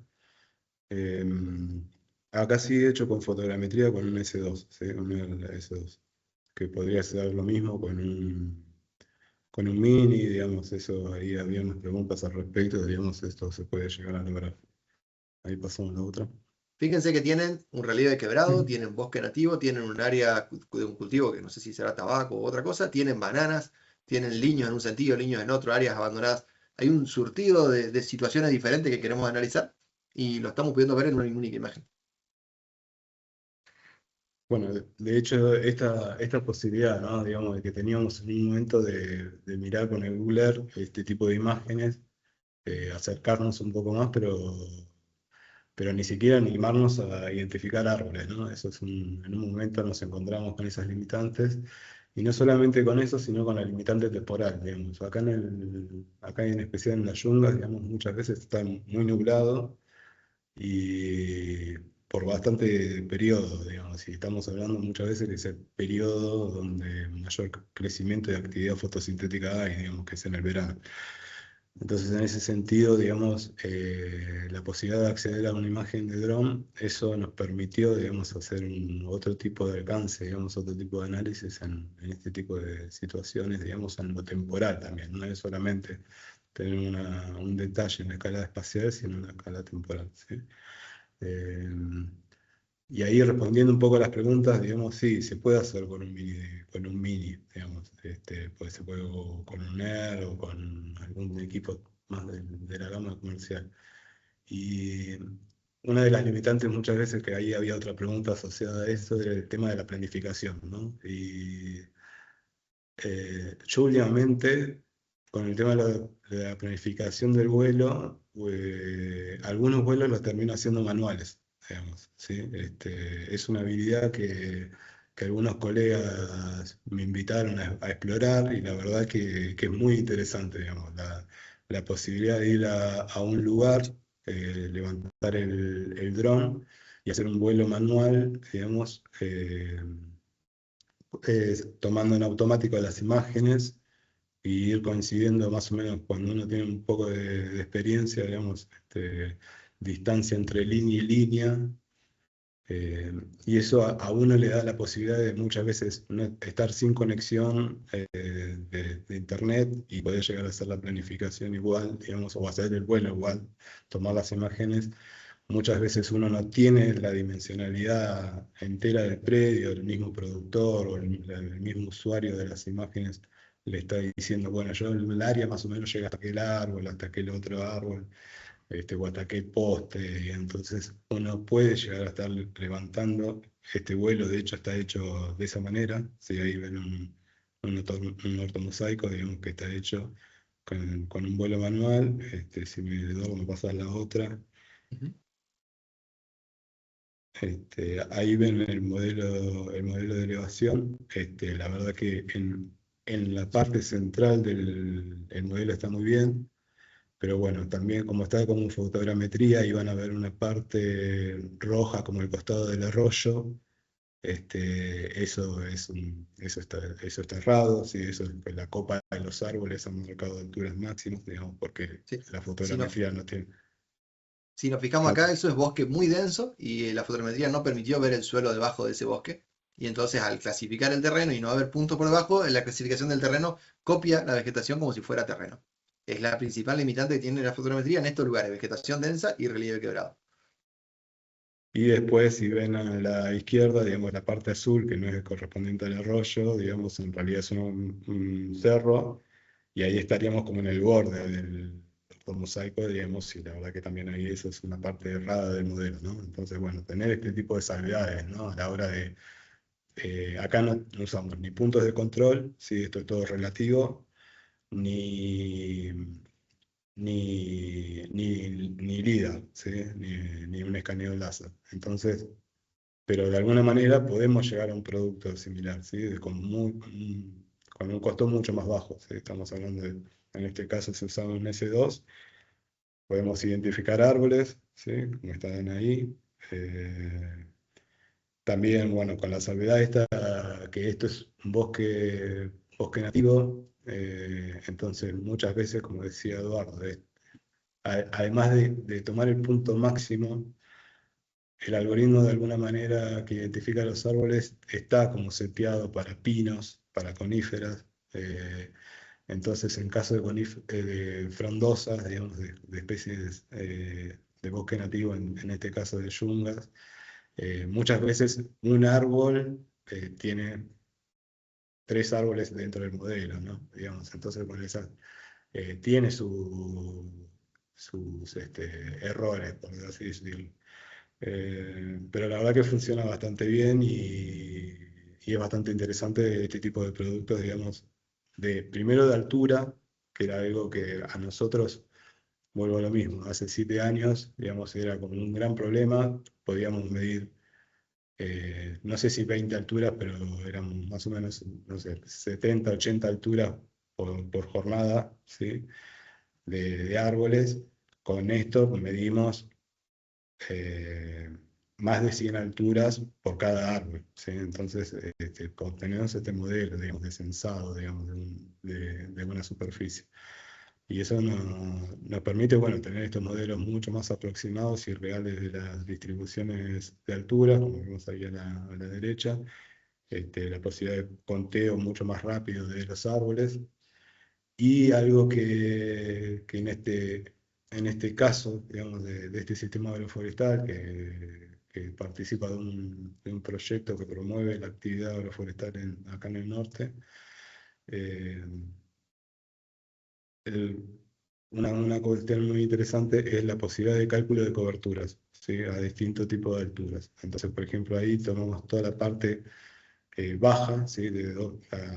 Estos claros en realidad son definidos como esa superficie que tiene vegetación por debajo de los 2 metros, ¿sí? Ahí tenemos un cálculo de superficie. Y bueno, y esto lo podemos hacer con un vuelo, digamos, y casi dar los resultados en el día o el otro día, ¿no? Acá lo mismo con la cobertura de copas. Y estos son indicadores que a la hora, digamos, de evaluar los impactos y el desarrollo de la actividad agroforestal en cada uno de los casos es muy significativo. Bueno, ahí pudieron verlo aplicado en la zona norte del país a un ambiente productivo. Acá la aplicación también es sobre vegetación nativa, pero en un enfoque diferente, un entorno distinto. Tenemos en Misiones producciones forestales de empresas medianas grandes, donde los lotes forestales llegan hasta cerca de los arroyos, pero a lo largo de los arroyos hay que dejar un área de bosque nativo protector para evitar la erosión. Cuando se corta un lote forestal y se va a plantar de vueltas, hay un año donde el suelo queda bastante descubierto y queremos que la erosión no llegue al arroyo.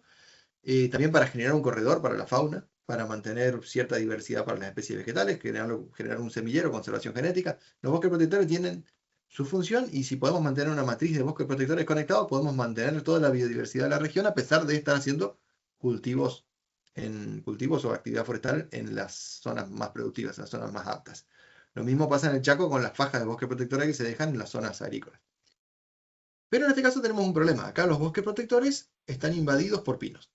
No es una invasión porque el pino avance sobre el bosque protector, sino porque en ciclos anteriores, en la década 70, 80, se plantó hasta más cerca del arroyo y luego cambió el criterio ambiental de la empresa y la empresa amplió el área protectora, pero quedaron pinos sin cortar o quedaron semillas de pinos dentro de ese área y los pinos sin cortar se siguieron desarrollando hasta alcanzar tamaños impresionantes y su actividad de multiplicación genera que alrededor aparezcan renovales que colonizan el área de bosque protector. Entonces la empresa lo que nos pidió era mapear esos pinos, ver cuántos árboles había, qué tamaño tenían, dónde estaban, para planificar, quizás cortar los árboles grandes y extraerlos, y a los árboles finos quizás anillarlos para eliminarlos en el lugar.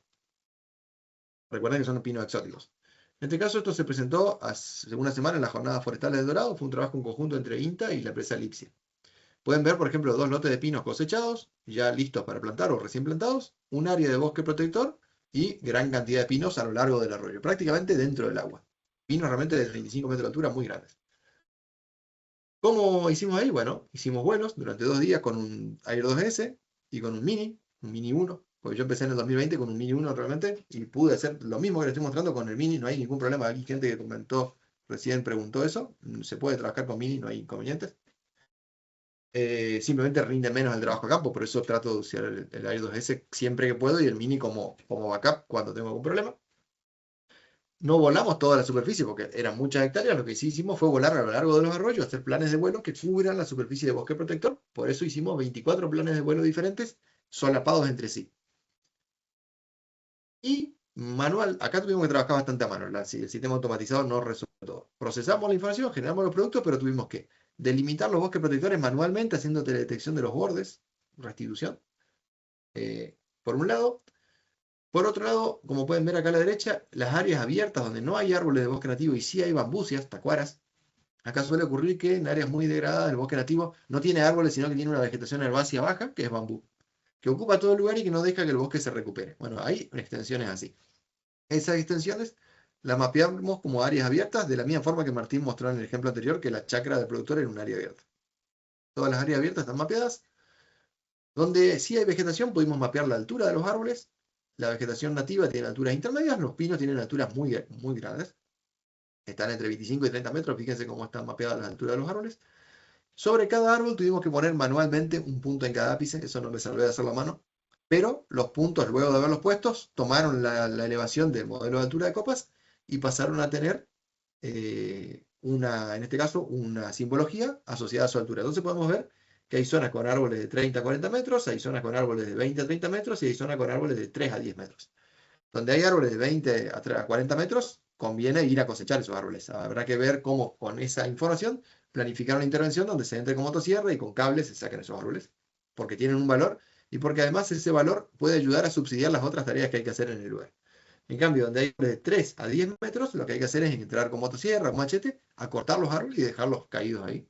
El pino no se recupera después de un corte, entonces se puede hacer un trabajo de eliminación manual, subsidiado por quizás el valor de la madera que sí se puede aprovechar de los otros árboles. Y en la carta que ven en la parte inferior pueden ver, por un lado, en colores pixelados, rojo, verde, violeta, la heterogeneidad del bosque nativo, diferencias de altura que hay en el bosque nativo entre las zonas altas y bajas, y en color rojo y naranja un mapa de calor con las exóticas, con los pinos, donde hay mayor densidad de pinos y donde hay menor densidad de pinos. En este caso, seríamos simplemente 2 grupos en esos lugares y el resto estaba libre de pinos. Encontramos situaciones muy diferentes a lo largo de todo el análisis. En total fueron, en 2 días de trabajo, 210 hectáreas de bosques protectores. Se tuvo que volar 700 hectáreas en total, pero bueno, los bosques representaban 210. 50 hectáreas fueron de bambucias invasoras, 47,8 fueron de pinos, y hubo 5.113 pinos identificados. Esto puede variar un poco, pero bueno, eso lo que llegamos a identificar manualmente. El área de bosque que no tenía pinos, o solamente el área libre de pinos, tenía un 26% de estrato inferior, de 0,5 metros, que eran áreas abiertas, bambucias. Coincide que ese 26% representa esas 50 hectáreas que teníamos arriba. Desde entre 5 y 10 metros había un 44% de la superficie de bosques, o sea, bosque bajo. Después bosque intermedio, un 25%, y bosque alto, la vegetación nativa de más de 15 metros, realmente mejor estructurada, solamente un 5%. Nos da una idea de la estructura que tiene el bosque nativo. Y los pinos estaban clasificados en 6% menor a 10 metros, o sea que realmente lo que tenemos que eliminar con machete es poco. De 10 a 20 metros, un 56%, o sea que hay un porcentaje importante de los pinos que todavía no tienen 20 metros de altura, pero que ya son grandes. No podríamos ir a cortarlo con una motosierra porque se le caerían arriba al motosierrista y habría que pensar mejor cómo hacer el trabajo. De 20 a 30 metros de altura, 23%, y mayor de 30 metros de altura, 15%. Nos da una idea. Fíjense cómo un relevamiento aéreo bien trabajado nos aporta información cuantitativa. No tenemos una imagen simplemente, sino que tenemos ya información que sirve para tomar decisiones. Y también nos permitió generar cartografías. Tenemos para cada imagen agrupadas un poco. De las 24 áreas las agrupamos, generamos 12 cartas. Y acá hay un ejemplo de 2 cartas. Fíjense cómo combinamos el mosaico de fondo, las líneas que delimitan los bordes del área protector, los puntos que representan la altura de los pinos, bueno, y no más que eso. No pusimos los claros, sino en esta imagen no hay claros. Están los claros, pero en esta imagen no están. Y no pusimos las otras bandas porque no son interesantes, pero sí podemos ver, en este caso, los límites del área protector y los pinos. Estas cartas tienen referencia, tienen escala, pero también están guardadas en formato GeoPDF y el productor o la empresa puede cargarlas en un teléfono móvil o en una tablet con la aplicación Avensa Map y puede salir a caminar por el campo y mientras camina por el campo va a poder ver un punto o una estrellita moviéndose y va a poder conocer en todo momento en qué lugar del área está. Entonces, si tenemos que llegar a este árbol naranja que ven acá y estamos ingresando por este lugar, podemos saber cuántos metros o en qué dirección tenemos que caminar de forma natural para llegar a ese punto. En lugar de caminar a la antigua con la brújula y con la cinta métrica como se hacía antes para llegar a un punto determinado. Los ejemplos, en esa situación usamos 70% del tiempo el Air 2S y el restante 25%, 20-30% el Mini, porque cuando se me terminaba la batería del Air seguía con el Mini. Los resultados son exactamente iguales, simplemente que con el Mini tuve que volar más bajo porque la cámara tiene menor resolución. Entonces en lugar de volar a 120 metros, quizás volaba a 80 metros. O en lugar de volar a 200 metros, volaba a 120 metros. Tenía que volar, me costaba más cubrir la misma superficie con el Mini, pero los resultados fueron totalmente compatibles. No hay diferencia. Sí, ahí hay algo que también para destacar en los modelos de dron, digamos, me parece que es importante, es el GPS que tienen los drones, digamos, hoy por hoy, digamos. La verdad que los equipos más modernos, digamos, están viniendo con una precisión, con un GPS, un posicionamiento muy, muy interesante, digamos. Entonces, ese tipo de fotogrametría, la verdad que resulta muy interesante, digamos, la posibilidad del producto que uno está accediendo, digamos, y el costo, ¿no? Del producto, digamos. En ese sentido, digamos, bueno, ahora vamos a presentar otro caso con un escáner, ¿sí? Con el escáner que tenemos nosotros. Y el escáner justamente tiene un sistema, digamos, que es el Planix, y un GPS y una IMU que le permite un posicionamiento muy, muy interesante, ¿sí? Y ahí si ven una de las imágenes, se notan hasta los cables de teleproductos, digamos, ¿no? Y una una cosa, cuando hicimos uno de los primeros perfiles en el mismo día de relevamiento con Flavio, nos dimos con los 4 puntos que tenían, que son cada uno de los cables, ¿sí? Estamos hablando que es un cable que tiene, creo que una cosa así de 3 centímetros, ¿no? Digamos, no hay mucho más. Digamos, y podíamos ver, digamos, en el escaneo los 4 cables. Entonces, esa precisión relativa que da es muy, muy interesante. Nosotros, por ejemplo, acá, una de las cosas que nos está faltando, que es el GPS, el GPS geodésico, digamos, y en muchos de los casos la no posibilidad de hacer las correcciones con puntos de control a campo. Eh, pero vemos que en la relativa el escáner la verdad que tiene es impresionante la resolución que tiene. ¿Sí? Vemos, por ejemplo, no sé, en la pastura que le mostraba recién en el MVGI, las huellas de la camioneta, ¿no? O como decía hoy Eduardo, digamos, esas cunetas que tienen, o por ejemplo, teníamos un camino dentro del bosque que no se notaba de ninguna manera, ni con ninguna imagen, digamos, del año 80, que parece que es anterior al año 80, digamos, un camino que estaba totalmente cubierto por el bosque y ha quedado la traza ahí del camino y es una pequeña elevación, estamos hablando de 50 centímetros y una cuneta de 30, digamos, y ahí podíamos ver ese tipo de camino, digamos. Y eso, bueno, de alguna manera da el GPS y el sistema que tenga, digamos, de lectura de ese GPS, esa IMU, ¿sí? Esa unidad inercial de ese dron, esa posibilidad de posicionamiento y dar el dato, ¿no? Eh, bueno, acá un caso que tenemos es este manejo de cobertura, digamos, arbórea en un electroducto. Si me pasas otra, Eduardo. Acá hay que resaltar, antes de escapar de esta diapositiva, fíjense, simplemente viendo la escena escaneada, tenemos un bosque alto, con árboles de mejor altura, un área más rala, y al fondo fíjense que hay un pequeño arroyo, un área baja de drenaje natural, y fíjense que tiene hay como 2 arroyos que se juntan justo debajo del cable. Fíjense cómo qué sencillo que es interpretar la imagen por lo natural que resultan el tipo de datos que estamos observando. Y en este caso en particular lo que les interesaba era mapear dónde está la vegetación porque no puede haber vegetación bajo los cables. Entonces ese era el desafío. Sí, un poco el objetivo de este trabajo era medir la cobertura arbórea para pasar esto a datos de satélite de tipo SAR. Entonces, la idea era justamente hacer la correlación entre lo que medíamos con el escáner y estos datos de satélite tipo radar. Bien, ahí vemos un primer caso de una parcela, ¿sí? Como también volvemos a calcular la cobertura de los árboles. Pasamos a la otra. Fíjense la Altura. diferencia de cómo aparecen los cables cuando él filtra los cables o cuando los muestra con diferentes cortes, cómo podemos ver los cables. Un uso que o sea, como forestales no nos interesa, pero a los ingenieros industriales sí, es poder medir la catenaria de cables. En los cables con LiDAR se ven perfectos y hay software específico para diferenciarlos del resto de elementos y aislarlos. Otra parcela, que es la parcela de la foto inicial, digamos, ahí donde vemos las 2 quebradas que se juntan. ¿Pasó? Sí, pásame otra, Bien. Ahí con los cables. lo mismo.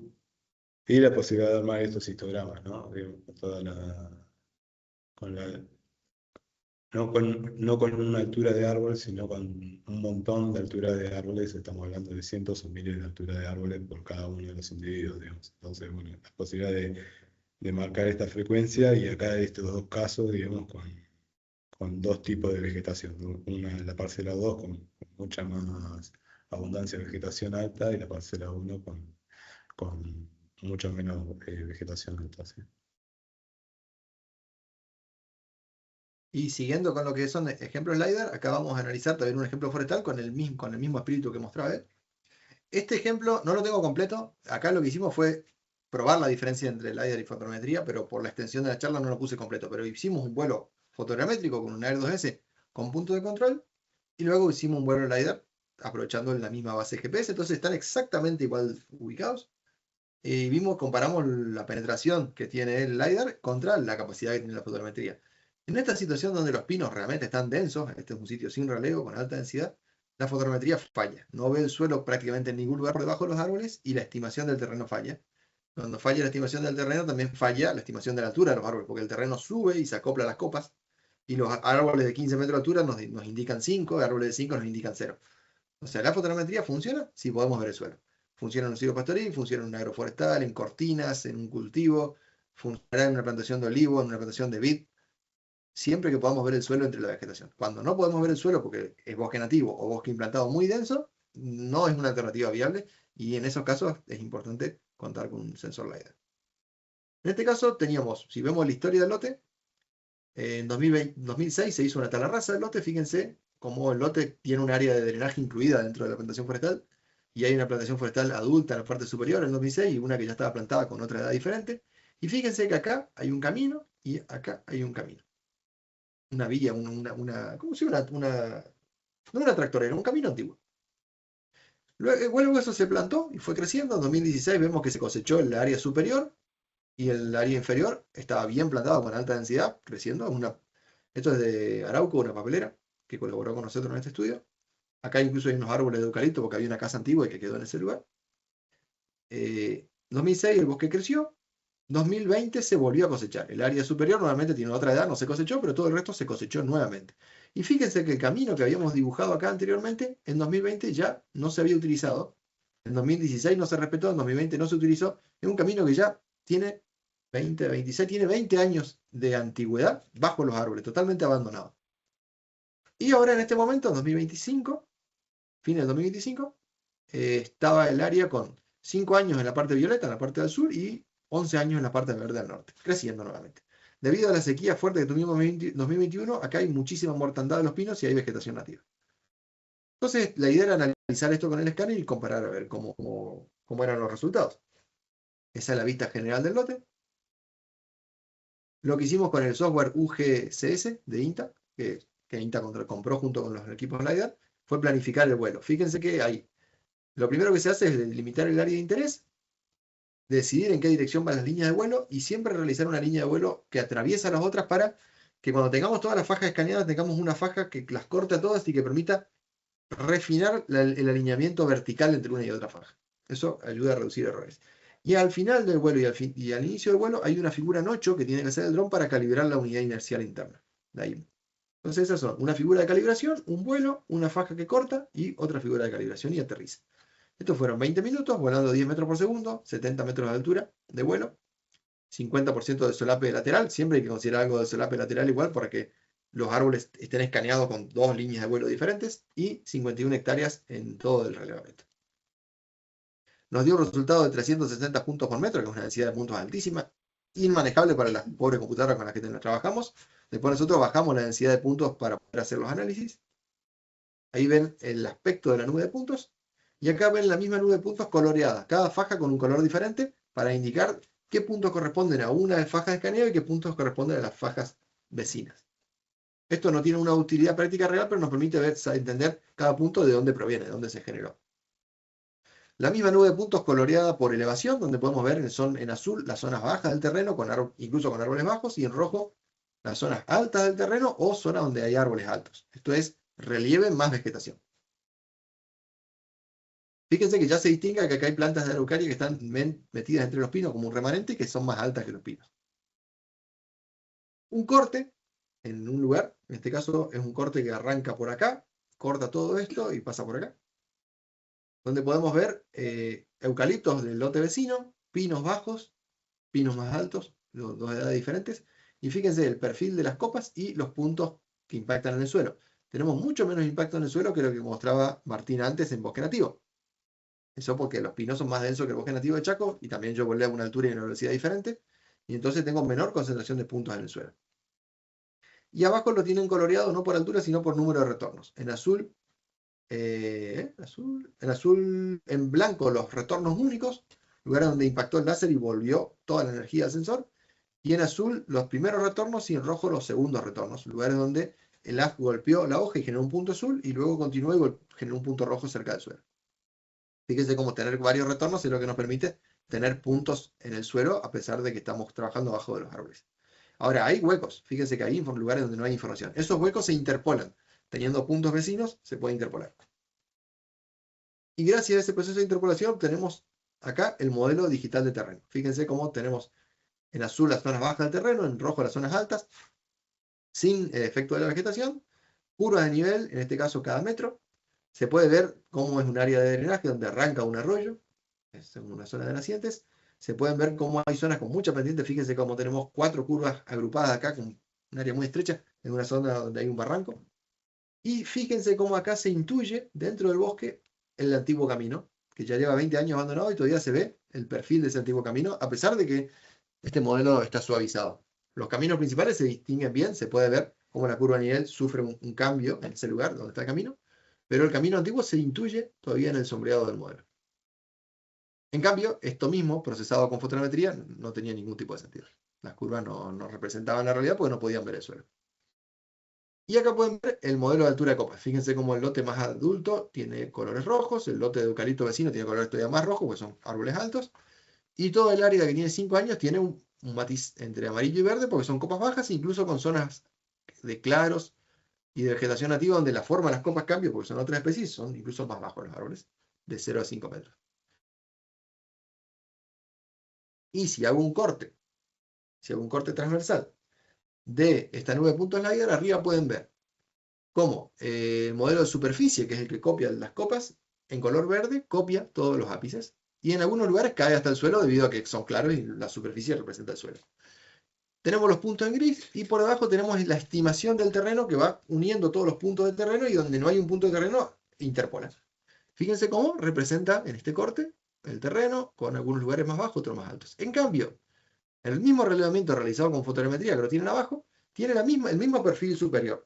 O sea, la fotogrametría con punto de control representa el mismo perfil de copas, con las mismas caídas en los claros, donde realmente se puede ver el suelo, y acá en estos lugares donde había menos vegetación, donde se puede ver el suelo, pero si miran la línea roja que representa el terreno, en algunos lugares representa más o menos el terreno, acá donde hay algunos claros puede funcionar bien, pero donde la vegetación es densa y no tenemos información del suelo en fotogrametría, el modelo sube y no puede interpolar bien y se acerca a la copa de los árboles.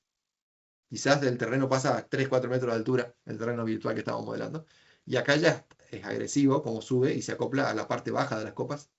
Bueno, y no representa un perfil de terreno totalmente erróneo, que cuando nosotros lo utilizamos para calcular la altura de los árboles, genera zonas enteras de rodal donde los árboles tienen menor altura, y eso es algo que no es válido. Por eso, llévense el mensaje de que pueden trabajar con drones económicos siempre y cuando vean el suelo, o vean una pastura. Si ven una pastura de 1 metro de altura, saben que quizás los árboles están subestimando su altura en 1 metro, pero ustedes ven algo cercano al suelo.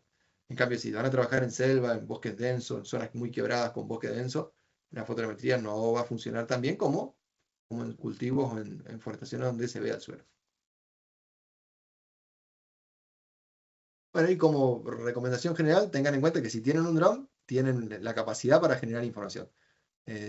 Hay que empezar a sacar los drones de los cajones. En las empresas forestales suelo ver que se compró drones, en los últimos años se compró drones porque estaba de moda, pero los drones quedaron guardados en cajones. Y el dron tiene que estar en la camioneta, tiene que estar disponible, la gente tiene que saber usarlo y tiene que utilizarlo como una forma de generar información útil en el día a día.